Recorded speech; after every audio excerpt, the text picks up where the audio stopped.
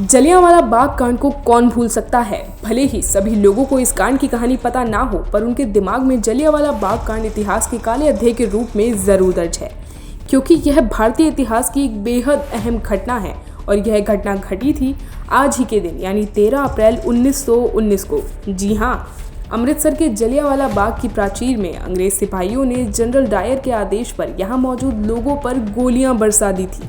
उनके इस नरसंहार में 1000 से अधिक लोगों की मौत हो गई थी। इस घटना को ब्रिटिश सिपाहियों ने इतनी जल्दी अंजाम दिया कि लोगों को संभलने तक का मौका नहीं मिला था। इस बीच बहुत सारे लोग अपनी जान बचाने के लिए यहाँ मौजूद कुएं में कूद गए थे, पर देखते ही देखते वह कुआं भी लाशों से पूरी तरह पट गया था, जो उस नरसंहार की भयावह तस्वीर को दर्शाने के लिए काफ़ी था। इस नरसंहार को 102 साल हो गए हैं। ब्रिटिश सरकार ने भले ही इस घटना के 100 साल बाद अपना अफसोस जाहिर किया हो, लेकिन यह जितना बड़ा नरसंहार था, उसके जख्म भी उतने ही गहरे हैं, जिन्हें शायद ही कभी भूला जा सकता है। ये जख्म कैसे भूले जा सकते हैं, क्योंकि आज भी मौके पर मौजूद उस मंजर के निशान चीख चीख कर उस नरसंहार की याद दिलाते हैं। हालांकि अमृतसर के डिप्टी कमिश्नर कार्यालय में 484 शहीदों की सूची है, जबकि जलियांवाला बाग में कुल 388 शहीदों की सूची है।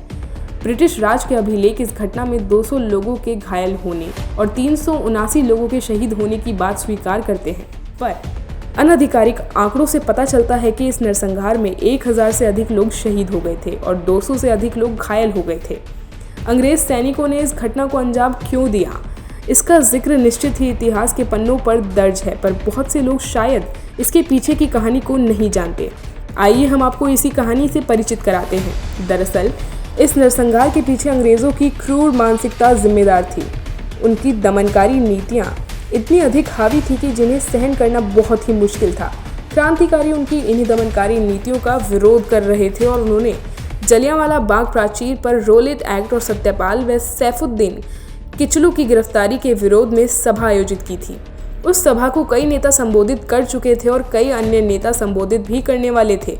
उस दौरान शहर में कर्फ्यू लगा हुआ था, लेकिन क्रांतिकारियों में अंग्रेजों की इस नीति के खिलाफ इतना रोष था कि कर्फ्यू के बीच भी हजारों की संख्या में लोग सभा स्थल पर जमा हो गए थे। इस सभा में वे लोग भी शामिल हो गए थे जो बैसाखी पर्व पर परिवार के साथ मेला देखने आए थे, जिससे भीड़ कई गुना बढ़ गई थी। सभा में इतनी भीड़ जुट जाएगी, इसका अंग्रेजों को अंदाजा भी नहीं था, इसलिए ब्रिटिश हुकूमत इससे बुरी तरह बौखला गई थी।